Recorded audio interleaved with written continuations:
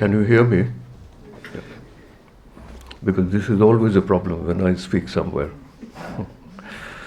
Now,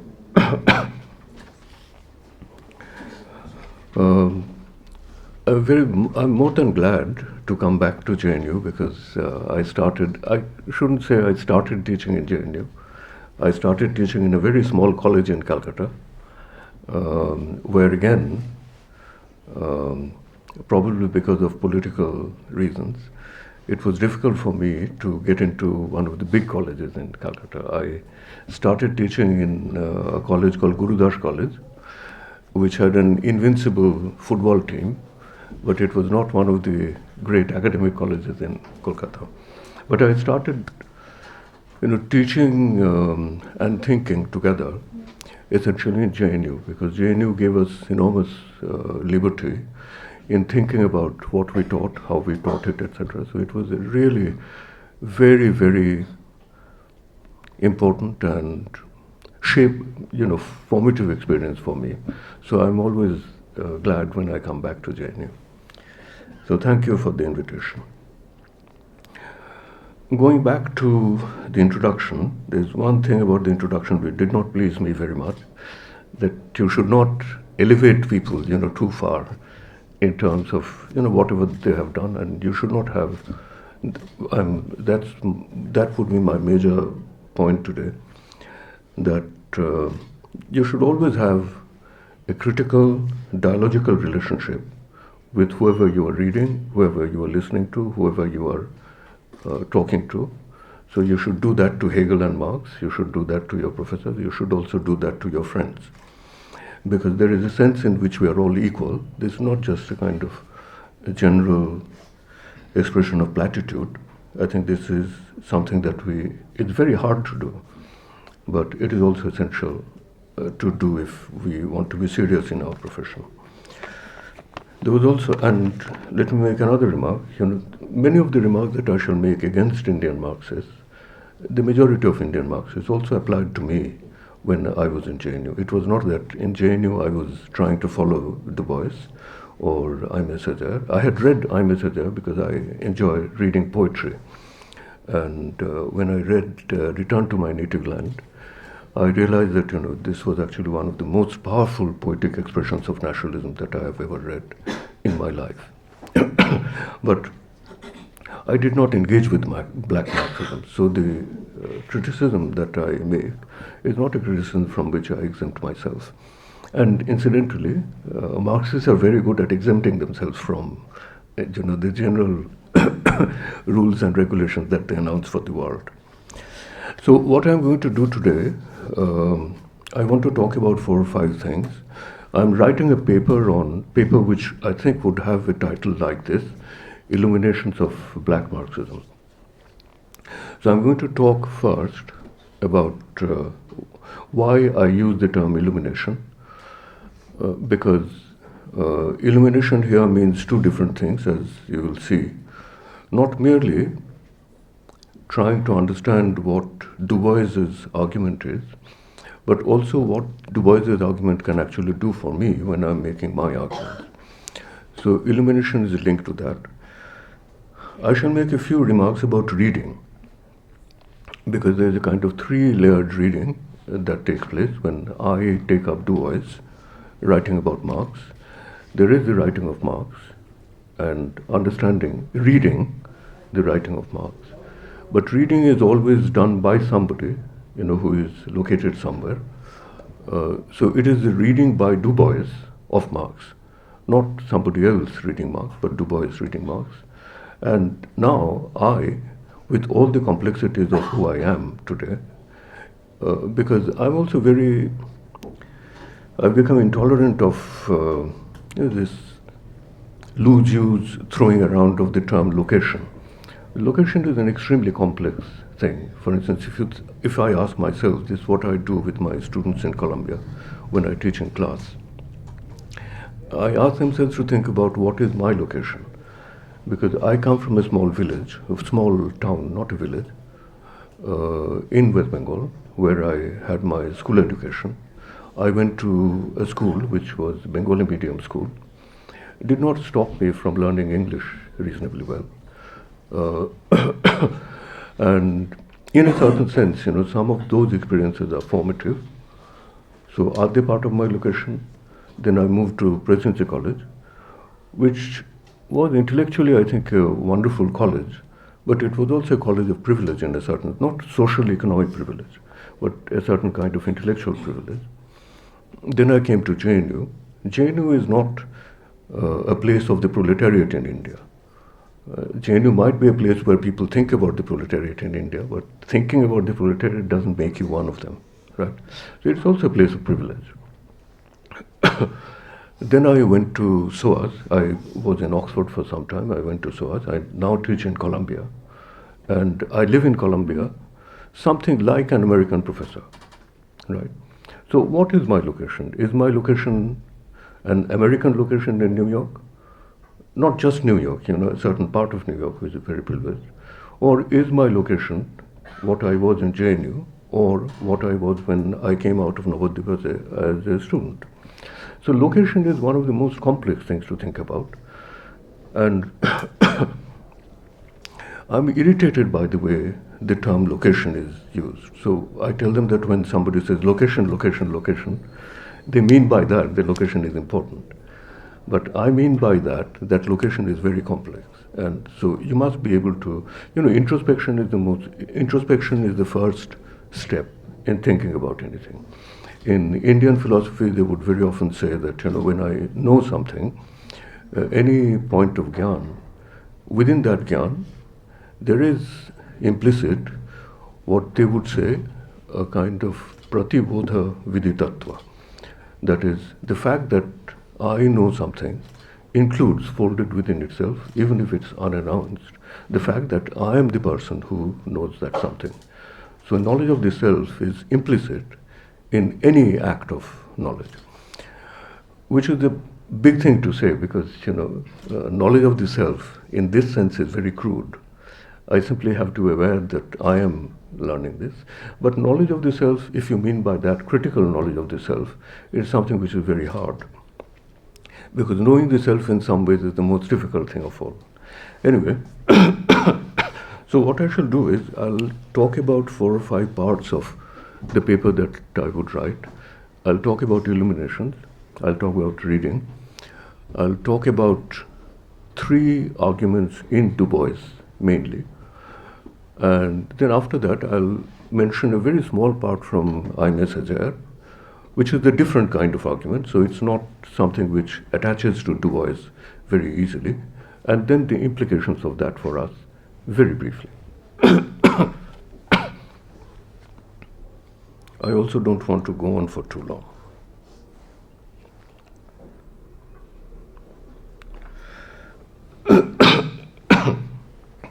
So, critical thinking. Critical thinking does not mean submitting to what is called critical thinking in America. Critical thinking is critical thinking in the sense that critical thinking means your orientation to anything that comes to you from whatever source critically, right? So simply trying to write the way it is written, way social science is written about in the Ivy League universities, etc., is not critical thinking, at least in this sense. So why do I call it illumination? I'm using the term illumination in a meaning which is simple, I think also very profound, which you get in ancient Indian philosophy in many, many places. Illumination means, the term illumination in English literally means the effect of bringing a light into a place where there is no light. That is illumination. Otherwise, I would simply call light. Illumination is not light. Why illumination is not light? Illumination essentially means that light is self-luminous. Right? So in their argument, they would say that if you have a deepa, if you have a diya in your hand, bring it into a room which is dark. It's not your great advantage that you are getting to see the diya, because the diya is self-luminous. Wherever you put the fire or the flame, you would be able to see the flame. It's the nature of the flame to be seen, right? But illumination means that if you bring it into a room where there's a pot, that is a painting or something, or a hut, that is a jar, a metal jar or something like that, which I could not see because it was dark. When you bring the light into the room, that actually becomes visible. So in a sense, you could mean by illumination, this is what they mean strictly by illumination, it's a kind of visibilizing, if you use an American term. I don't like that term. It's a useful term. Making visible something which was not visible before. So I use the term illumination of Black Marxism because I think when we, who have been attracted to Marxism generally, I've been attracted to Marxism all my life. But my attraction to Marxism is very odd because there are some parts of Marx which I find sometimes, many of Marx's sayings are true, but they have now become tritely true. That is, everybody who lives in a capitalist society doesn't need Marx to understand that it is like that. There's some parts in Marx which I think are imaginative, critically very interesting, but in my view not entirely right. I think Marx said a lot of things about the state which fall, in my view, between being right and wrong, in the sense that I personally believe that's a different argument, so I don't want to go into that. I believe that in the history of capitalism existed with two forms of the state, not one. So saying the capitalist state to me is meaningless, right? Because there were two types of states which accompanied capitalism in its historical evolution. The first state I would loosely call a kind of constitutionalist state, which is the state that you get outlined and defended in Locke. Right? There's a state of deep inequality, but it is a state, it's a form of thinking which tries to put restraints on the power of the absolute state. So it's constitutionalist.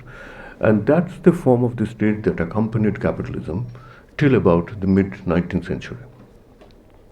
From the mid-19th century, a very big transformation started happening, which gradually culminated in the development of the modern universal suffrage-based democratic state, which is a totally different form.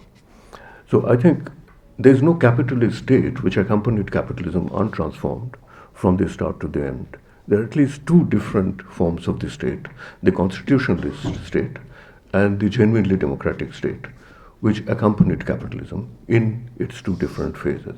So my thinking about Marx, the truth of Marx's thinking about politics is also complex. I don't think Marx was wrong. I think Marxists were wrong in believing that what Marx truly said about the first stage of the capitalist state is also true of the second stage of the capitalist state. So my relationship with Marxism is complex in that sense. But let me turn now to the question of Black Marxism. What is Black Marxism? You can ask the question, does it make sense, or is it right to make black and white of Marxism? Is there Black Marxism there, which is different from white Marxism? Right? I think it's an important question, but it goes into a very important question about reading. So let me make that point about reading very quickly, but this is the point on which we could go on for 2 hours. And this is also something on which I teach a course on what is reading and what are different modes of reading. Reading is a strange activity which, the moment it is done towards any text, right? Because reading is usually of text. At least we are thinking here of reading essentially of text. But if you think closely, you will see that reading is a strange activity which immediately reveals a kind of tension in the textuality of text, that is, what it means for something to be a text. Because in a text, inevitably, there are two sides. On the one side, there's a side of the text which aspires towards fixity. That when Marx writes something down, the workers of all countries unite, etc., why does he write it down? Why does he simply not sort of speak to himself, feel delighted that he has got this idea, and then stop there? Because he wants to fix it. He wants to put it down so that once it is put it down, it acquires a very strange kind of fixity. Strange, because if it is not written down, human thoughts do not have the quality of that kind of perpetuity or that kind of durability. So textuality means an attempt by somebody or some people to fix the meaning of something on the one side. But reading, think of reading. Reading is somebody having a book in his hand, right? Not the author who has written the book, but somebody totally different, living sometimes in a totally different time, totally different history, picking up the book and opening it and starting to read it, right? And this is by nature, inevitably, variational. When Manindra opens a book and I open a book, we are two individuals. And we see different meanings in the book, not because we are stupid, but because we are determined by our experience of intellectual formation, right? So textuality itself is something which has two elements to it. On the one side, the element of fixity, and on the other side, the element of variation. Now, nowadays, we are very familiar with theories, philosophies, which give attention to the second side, the reading side of textuality. This variation side. For instance, you will remember arguments by Roland Barthes, who has this famous essay, which I think is an excessive essay. It's called the Death of the Author. Umberto Eco has a book which is called The Role of the Reader. So there are many people. Foucault also has a paper on the death of the author. Derrida particularly is somebody he has a famous essay which I would recommend to all of you if you're interested in textuality, which is called Signature Event Context. Signature Event Context is one of his most well-read, most widely read essays. In that he makes a point which I think is true, but which becomes an obstacle to my kind of thinking. He points to this duality of textuality, that there is an attempt to fix the meaning. In his essay, he says that, Derrida is somebody, I like Derrida for that partly, because he is a provocative thinker. So whenever he has an interesting thought, he must push it, he must present it in a way which provokes you, which also makes you think. So he says in that essay, if you've read that essay, that writing is not a form of communication. A very interesting proposition. Writing is not a form of communication. What does that mean? It means exactly what I'm saying, that there is a conceit in people who write, that it is a form of communication in the sense that this is my thought, I'm actually communicating that thought unchanged. Derrida does not use that term, but implies it, unchanged, to everybody who is a potential reader. So he attacks that idea of the unchangeability or unchangingness of the text or the meaning of the text in that essay. But the problem is that the reason why I think this is sometimes excessive is that he emphasizes the point, which is true, that anywhere somebody reads a text, this happens. There is a variation, there is a kind of readerly variation of textual meaning. But I'm slightly troubled by that because, in saying something which is quite true, it also makes it trite, and it also makes it unusable in a certain sense, because you then say that, well, every reading is different. Of course, every individual reading is different, but I'm not concerned with every individual reading. I'm actually concerned with certain forms of collective reading. When blacks take up capital, does that change the nature of the meaning, right, or the possible intelligibility of the capital in a certain way? Now, so what happens when a black man opens a book by Marx? What happens is, minimally, I want you to think about that, minimally. Marxism is famously weak in thinking about identity, simply because Marx absolutizes a certain kind of identity, which he understood very well, which was his concern. He was not concerned about other types of identities very much, which is about the identity of class, right? But there's a tendency in Marx's exclusive focus on that to obviate, in a certain sense, the presence of other types of identities in the world. But of course, there are other types of identities, right? And so when a black man takes up Capital or takes a Marx text and opens it, it immediately brings in the question of identity, which is either withdrawn or subdued or totally obscured in standard thinking by the Marxists. It immediately brings the question of identity, who reads in terms of race, in front of our eyes. So that's why I think there's a preliminary point about black Marxism. Just the fact that it's a black man who is reading Marx, which is important, because it immediately brings in the question of identity into the problem of reading. Right? So this is why I'm teaching a course. This time when I go back to New York in 20th January, I'll start teaching a course which I've taught only once before, called Reading Marx Historically. So which is 3 parts. The first part is about what Indian philosophers would say are the Purva Pakshas of Marx, that is philosophical arguments in response to which Marx's arguments are developed. So there's a long discussion about Hobbes, Locke and Adam Smith on the one side, and there's a long discussion on Hegel and Feuerbach on the other side, because these are the Purva Pakshas for Marx.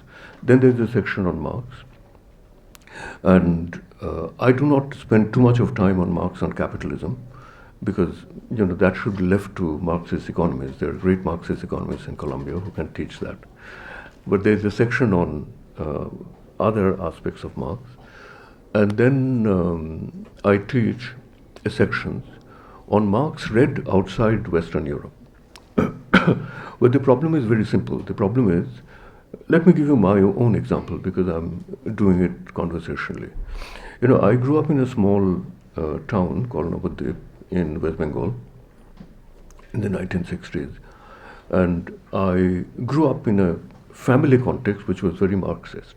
My father was a Marxist historian. He was a very well-known, he was one of the first people to try to write history of the peasantry from a Marxist point of view. So I grew up when I didn't have an ability to judge these things independently. I grew up with the idea that, there's truth in Marx's writings, right?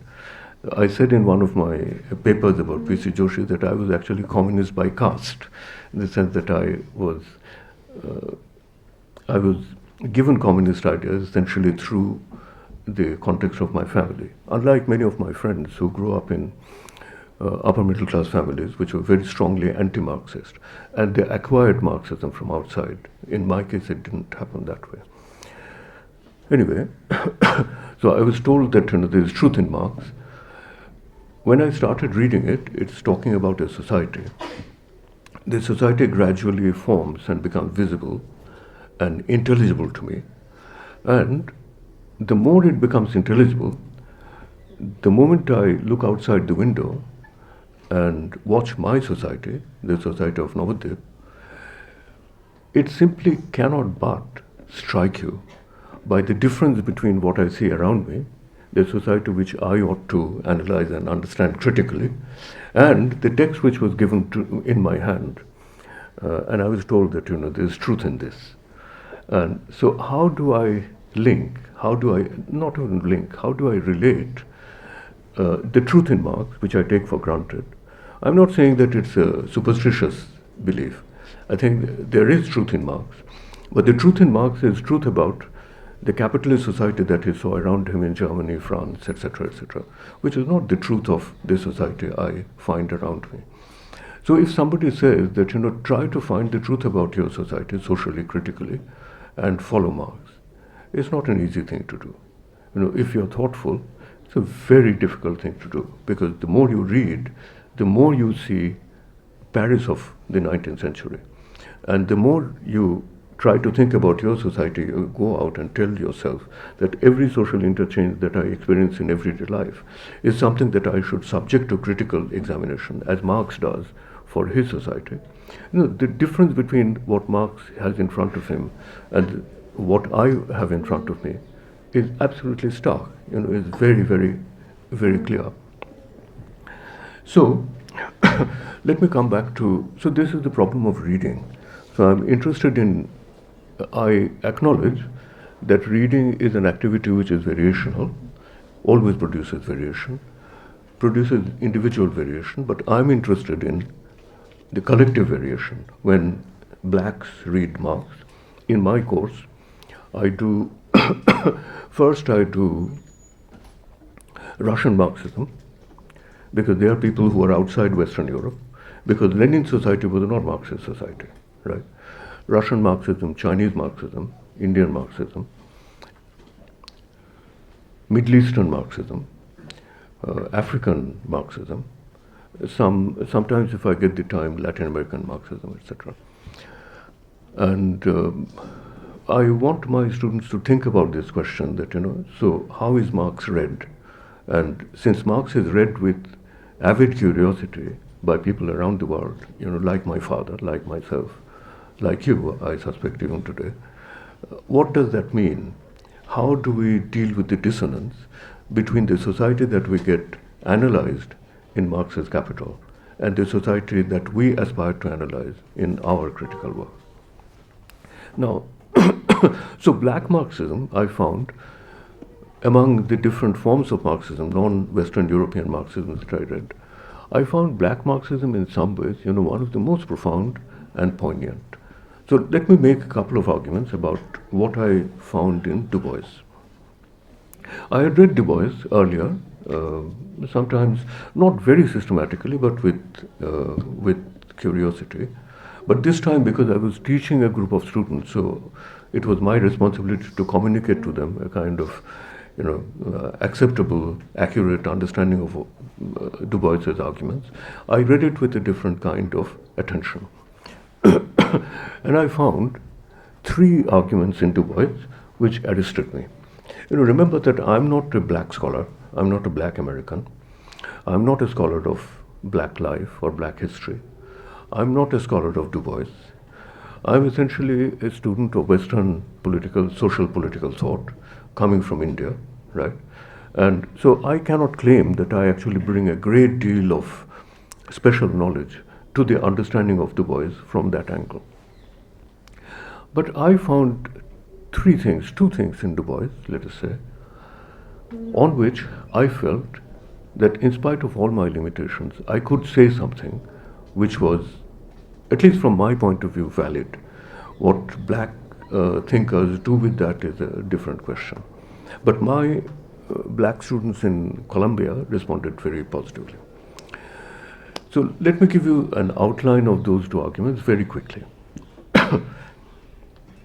The first thing that arrested my attention in Du Bois was that occasionally, not always, but occasionally, and sometimes in very important argumentative circumstances, the argument is moving on, and you come to a point where you realize that the argument has come to the cusp of making a remark, which is a very important remark for Du Bois, right? And suddenly you find the use of the term caste, right?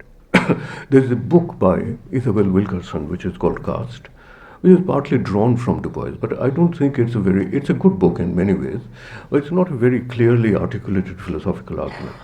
I think it's a powerful sociological picture of the kind of discrimination that American blacks have to face. But I think Du Bois' argument is not like that. Du Bois' argument, I think, is a powerful philosophical, technical argument. So I personally feel this is where the argument gets interesting for me from the point of view of a student of Marx. Du Bois, by the way, is a Marxist. And he is trying to understand a question which is partly Marx's question, and partly a question that Marx has in front of him, but he does not see clearly, right? It's the question of the position of the black workers in the American capitalist system, right? So what Marx sees very clearly is the presence of a group of workers who are the most disadvantaged in the system of inequality of American capitalism. You have to attend to this argument now closely, and I put my stress on the question of inequality, because I'm going to argue in a minute that what is remarkable about Du Bois's argument is he's showing us that the very powerful language of inequality, I think the most powerful language of inequality that was developed in the modern world, which comes from Marx, undoubtedly. Hegel has some understanding of inequality, Hobbes has understanding of inequality. Nobody comes anywhere near, the consistency, the power, and the force of developing a language of inequality, not just a picture, but a language of inequality, compared to Marx. I think what Du Bois shows is that language is very powerful, and it's very plausible to say that, after all, I'm trying to understand capitalism, deeply unequal economic structure in which the blacks are involved. So what is more logical than trying to understand that through the language of inequality, which I get in Marx? This is what Du Bois is doing. I think Du Bois is doing that, but Du Bois is doing something much, much more. Because Du Bois finds, because he is a black man, Marx is not. Du Bois finds that there are some points where the experience of the American black worker, right, cannot be encompassed completely by the language of inequality that Marx had developed. The language runs out, the language is exhausted. There is a surplus of experience which that language simply cannot capture, or it cannot capture very well. So you need a different kind of language. At least you need a form of writing which alerts you that you have come to the edge of a particular language, and you need, if you want to go forward from here, something which is a different language, right? And I personally feel this would be the first point in my paper, which I would try to present there, of course, with chapter and verse, with textual evidence. But the basic argument would be this, that Du Bois's use of the term caste at these crucial points shows something which cannot be understood by a conventional form of Marxism. Why? Because this is why I wanted the board. So I don't have a board, but I'll sketch something and you would be able to see. It's very tiny for you at the end, but I'll explain it to you.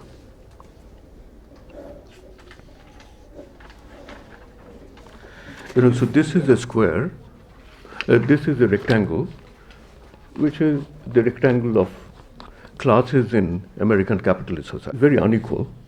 So the white, Protestant white working class in Boston is at the top. They are not at the top, sorry. The Protestant white, let's say, financial aristocracy or the bourgeoisie, they are at the top. And then you have, different layers. And at the bottom here, Marx would say, at the bottom you have the American blacks, right? You have the Irish, you have the Italians, you have all kinds of other people, right? In that hierarchy, it's a hierarchical picture. And at the bottom of this pile, you have the blacks. So this is, what is this a picture of? This is a picture of inequality, right? But remember one thing, and this will also show us a very strong connection between Du Bois and Ambedkar, because Ambedkar faces something which is very similar in our system. Similar is a misleading term. I should not push that too much. It is similar in the sense that there is similar point that Ambedkar is trying to capture about India. But let's keep to Du Bois. So Du Bois basically says that this is actually not a correct picture of the position of the blacks in American society. The diagram should be changed. The diagram should be, there should be another rectangle, right? Which is lower, but which is separate. Why is it separate? Because black and white society, they do not communicate. They do not exchange social communication. So exactly in Ambedkar's sense, Ambedkar says the Hindus have no society. Right? Same point. We did not go into the ideological sides of it, just sociologically, purely sociologically. So Du Bois basically says that, this is something which is caste-like. This is not a matter of class. If the American blacks had been here, and that would have been all, then of course it would have been just a matter of class, right? So American society cannot be captured in terms of the language of class, right? And here again, I find it very interesting because there is something that happens in Ambedkar. Ambedkar himself is not always very conceptually clear about this point. At least he does not. He is a very clear-headed thinker. But I don't think he actually does enough with that, which is the distinction why in India it is not enough to use the term social democratic, that is, making democracy social, in the same sense in which Marx uses the phrase making democracy social. Remember, Marx's movement was called social democracy, right, in Europe. Why? Because Marx is using the term social with a meaning which is equivalent to the meaning of economic. For Marx, social democracy is for Marx, social and economic are more or less interchangeable in this phase of his thinking. And I think what is interesting about Ambedkar is that he realizes that if you do not make a distinction between the economic and the social in India, you cannot understand, you cannot capture, the essence of the experience of caste. It is not inequality in the ordinary sense, because you can live in a deeply unequal society, right? The Irish or the Italians, the Sardinians, the Poles who came to, I live in New York, there's a part of New York which is called Hoboken. It's just across the river on the other side in New Jersey. That was the place for the debris of American capitalism. That is, any people who came in who were dirt poor, who couldn't go anywhere else, they always started in Hoboken. So the Irish came to Hoboken. I think the Italians came to Hoboken. Initially, Hoboken is a name which is a Dutch name. So the poor Dutch built Hoboken. Then they moved out. Italians came. Then the Irish came. So the poorest of the poor always came to Hoboken, right? But what Du Bois is saying is that, that picture of inequality is not enough, because all these people were actually part of the circuitry of social exchange, right, in American society, which is not true of the blacks, because they are part of an extremely coercive, violently protected system of non-interchange, non-exchange between the black and between the black and the white society. So what Du Bois is saying is that the economic picture, in a certain sense, captures these two together in abstract economic relationships, because obviously the American economy depends very heavily on the labor of this part, right? So it is not that the American society does not need the labor or doesn't use the labor. So economically, this is the structure of American society. But sociologically, this is why it's essential to make a distinction between the social and the economic. The economic cannot do the conceptual function of the social. Socially, these two societies are segregated. So this is something that I'm going to point out in the paper, to say that the use of caste in Du Bois is not rhetoric, because even the black authors sometimes, not sometimes, usually, think that it's a rhetoric. In fact, it is simply trying to show how deep the inequality is. My point is that it's not how deep the inequality is. My point is that Du Bois is trying to show that there's something which is over and above, beyond, surplus, whatever you want to put it, way you want to put it. That is not inequality. in the economic sense. So that is when he uses the term caste. So this is the first point in my paper. The second point in my paper would be Du Bois also uses a phrase regularly for which he became famous. I'll give you a history in a few sentences of that concept. It's the color line. Du Bois starts saying very early in his development of his analysis of American capitalism that American society is marked by the existence of a color line, obviously. But remember, a color line, two colors, two races, and a line, singular, a line, between the white and the black, right? So this basic template of American society, right, does not admit of the presence of any other race.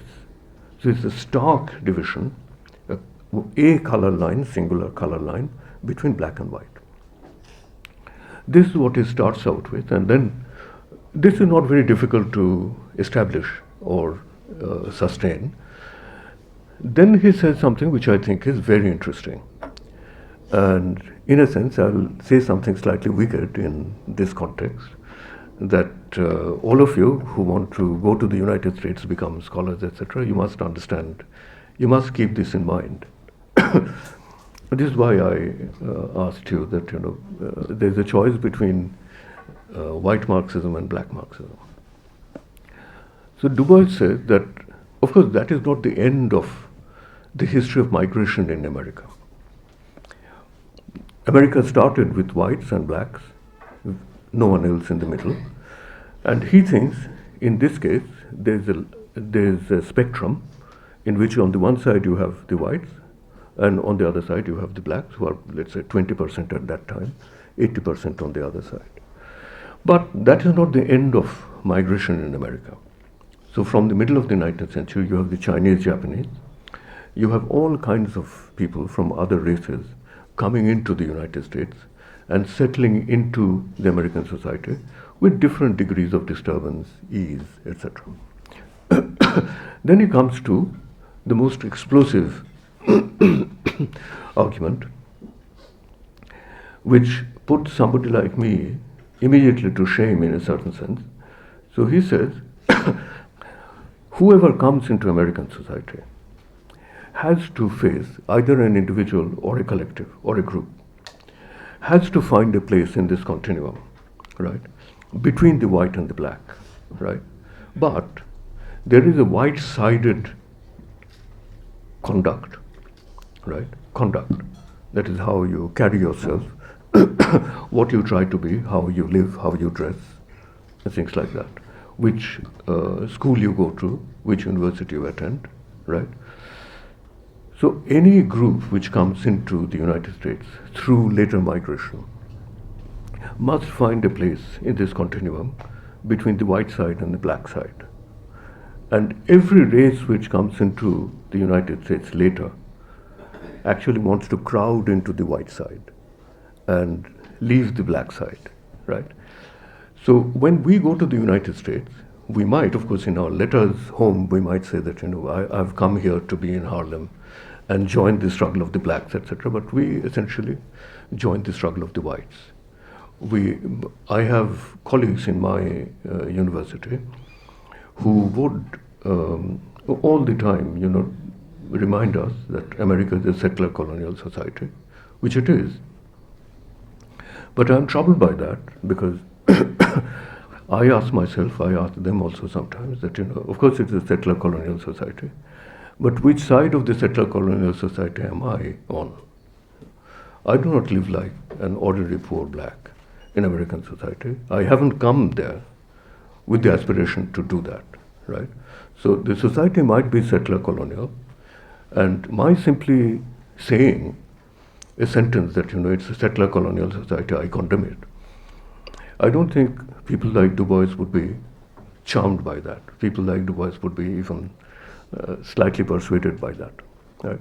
But the important point is, and I said that I feel ashamed sometimes because when I talk to Indians who have migrated to the United States, this is absolutely palpable, because everything that they try to do want to show you that our color might not be as white as the whites, but basically we are whites, right? So you try to do everything to go to the white side, of that. It is not the color line. The color line dividing between the white and the black. And you always try to go into the white side of the color line. The whites might not allow you to do that completely, but it's true from the side of your aspiration, right? So this is a second point about the color line. But I want to make a couple of more points very quickly. What's the time now? Okay.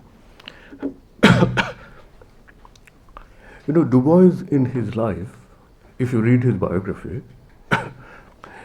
in one sense he has a very successful life, because he is one of the first great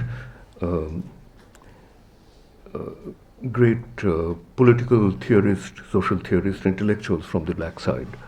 So obviously he has an enormous influence in the black community, and gradually among the people who are liberals, among the whites, people who want to really change American society, Du Bois becomes increasingly important. And I think just as in our country, there is a continual process of the expansion of the influence of Ambedkar in some ways. Sometimes I do not think it is very useful, but in some ways it is very central. And that is essentially because of the salience of caste in our society. So with time, the stature of Ambedkar has increased. And I think similarly, when you look at the development of American social theory, the stature of people like Du Bois, many other American writers, and other black writers like Aimé Césaire, who is not American, he is from Martinique, and he is a French poet. I'll talk about him very briefly at the end. So his stature has constantly increased. But during his time, he faced difficulty, because initially, after saying that the problem with blacks would never be resolved in America if it is left only to the blacks, because American society can be changed only if a sufficient part of the white society can be persuaded that by the degradation of the blacks is American society which is degraded. And so therefore, it is the task of the whites as well to try to end the degradation of the blacks. So the question of the blacks is not just a mere black question. So when he said that, there were some black intellectuals who did not agree with him. They thought that he was being too optimistic, etc. Gradually, he wanted to make another addition to his position, to which there was a lot of pushback, both from black intellectuals and from American intellectuals, including liberals. He started saying that the color line is not just the problem of the United States. The color line is actually the great problem of the modern world because of colonialism. Because by that time, he thought that the black movement in America should try to make common cause with the anti-colonial movements in Africa, initially in Africa, because there's a common link of blackness, right? And gradually, after some time, he went a step forward and started saying that no, the color line is the line between colonialism and people who are the victims of colonialism in many, many different types of contexts, right? So the color line is not just the problem of the American blacks or the Africans vis-a-vis Europe. The color line is a world problem. So because of that, he showed a lot of interest. Gandhi, of course, was always a very great figure for the black movement in America. But he showed a lot of interest in Nehru, showed a lot of interest in people like Nkrumah and others. So he actually saw the anti-colonial movement as a kind of extension of the argument about the color line. Now, in this, there was a lot of opposition. Many people said that you are wasting your time. Many people said that it is not the same problem and don't get involved in things that we do not understand. But he stuck to that. And I personally believe that that is also a very, very important question. So let me end by making a couple of remarks. on that, and and Aimé Césaire. Aimé Césaire is in some ways a very similar intellectual because he's black. He's from Martinique, but he is subjected to a colonial intellectual process which is very specific, because French imperialism is quite different from British imperialism in some ways. So the French, wherever they went, they always said that people of the colonies are part of France, and so therefore there is a kind of gesture of inclusion, which was very helpful for people who were the elites, and also people. Remember that the French, like the Chinese, were also great believers in an exam system. It's in a kind of true meritocracy, that not from social, people should not come from social wealth or economic wealth. They should be intellectually, which is the Napoleonic idea, of merit, career open to talent through exams and things like that. Now, Aimé Césaire became one of the greatest recognized black poets writing in the French language. So if you read that wonderful collection, the introduction to that collection, the collection was called Black Orpheus. So this was the first collection, anthology of black poets' poetry in the French language, brought out in Paris with a lot of fanfare, and with a really flamboyant introduction by Sartre. And if you're interested, read the introduction to the Black Orpheus by Sartre, in which he not merely welcomes, he actually celebrates the black voice in the French language. And Aimé Césaire emerges as one of the most important figures in that poetic movement. But what I find interesting about Aimé Césaire is a different thing. Of course, he is amazingly eloquent in French, but if you read his poetic autobiography, in a certain sense, Return to My Native Land, there are certain passages, the most powerful passages, are passages where he says something like this. In fact, he grew up in a small shanty town on the side of the sea. There was a beach, but the beach was a completely degraded beach. The beach was not a place where people came for recreation. The beach was the place where things which were discarded, thrown into the sea, let's say, not a pair of shoes, but a single shoe, which was thrown into the sea, comes back as refuse and finds a place on the beach. So it is this kind of degraded beach, where he grew up. And you should read his anguish in the Return to My Native Land, where he is constantly playing two things. On the one side, his return to his native land, almost as a betrayer, as somebody who has become amazingly eloquent in the language of the colonizer.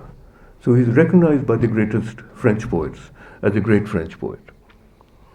But the interesting thing is that he said that there is also something in my return to my native land, which is like the washing back into the shore of this shoe, which is tattered, degraded. So my coming back as a great recognized French poet has an element in it, which is an element of this kind of colonial degradation. Because I could not find eloquence in the language of my people. Remember, we are now actually coming close to our kind of predicament. Because, Césaire's people did not have the kind of language that we have, highly developed regional languages, it's a different kind of culture. And so there's a lot of lamentation in Césaire, in thinking. I'm coming back to the point where I started about the question of self-awareness, trying to understand who I am, who one's self is, and his rediscovery of the self, his return to my native land, is also marked by the anguish that he cannot return to himself in a certain sense. So he returns as a celebrity. He does all that he could, because he became a member of the French, National Assembly, and tried a lot, did a lot about Martinique. But there's a constant refrain that, I have, in becoming a celebrated French writer, I have, in some peculiar sense, betrayed my people, betrayed my language. This should not be my language. There should have been a language in which I would have been eloquent, right? Not being eloquent in the language of the colonizer. So he goes into a different kind of line. And when I read Du Bois closely, because every time I teach the course, I go back and read the text again, because if it's a generative text, very often when you come back, I've found that all my life reading Hobbes, who is one of my favorite political theorists, I always like reading him, Hobbes or Hegel or Marx, any of these big writers, every time you come back, I'm quite old now and I have read these people for the last 50 years, and every time with close attention. But I'm surprised that every time I come back, to these writers, I get something new, something that I did not discover before.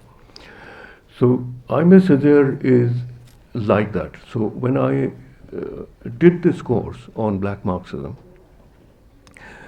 I started asking this question. Maybe accidentally I was also reading stuff from Kashmiri philosophy, with this question of the ghata and the pata, etc., and the vyanjana. Vyanjana meaning, bringing a light somewhere, and then it's making things which were invisible visible now. That was very central. So I started asking myself that, is there something that this visibilizes for me in my own formation? In my own formation meaning, own is not a purely personal pronoun here. Own essentially means the kind of intellectual that I was, I still am. But I still have life in the sense that I'm still alive and I still have some time left to me. And if I'm self-aware, what is the direction that I should take with what I can, small ability that we have. And I then felt that Du Bois and Césaire, they gave me two different things to think about Indian society. One is this question of caste in Du Bois and the distinction between the social and the economic and what it enables us to see about Indian society. I think Ambedkar was actually making a very similar point, that the labor of the untouchable is constitutive in the economic reproduction of Hindu society. But at the same time, Hindu society is able to cut off, completely segregate the social life of the untouchable, right? So the distinction between the economic and the social that works in case of Du Bois, I think it also works in the case of Ambedkar. Ambedkar actually started doing this before Du Bois, I think, in some ways, because his basic question is the question of caste. But then I felt that, Aimé Césaire also shows me something. And during COVID, when I could not get out for 6 months, I decided that what I can do without having the kind of celebrity that Césaire had in as a French poet, what I should do is I should try to think the thoughts that I do in my English writing in Bengali, which is the language which is close to me, open to me, and I haven't used for nearly 40 years without any degree of seriousness. So I wrote out a book during COVID on Marx. It has a slightly poetic name because I think eventually my reading of Marx is that Marx is a poetic thinker in some ways. It's called, in Bangla, it's called Marx o Shorger Shondhan. That's Marx and the Search for Paradise. And so I wrote that out slowly, put it together eventually into a book. And since then, I have actually started writing at least 3 papers every year for 3 different journals, which are all edited by my friends from my college days. And I have found, this is the last remark I'll make. I'll give you an example. In one of the classes I was teaching, I was trying to comment on the term, which is an awkward term in English, even now, otherization. Others and otherization, the process by which we make somebody an other. And I simply started thinking that, if I wanted to do this in Bangla, how would you do it? I found that in Bangla, we have Ami, which is I, Amra, which is we. And if I want to have an opposite of we, Amra, it's hard in Bangla to get a word which has the kind of malignant ferocity that the term other has come to have today, right? The Muslims to the Hindus, Hindus to the Muslims, the relation between the Palestinians and the Israelis.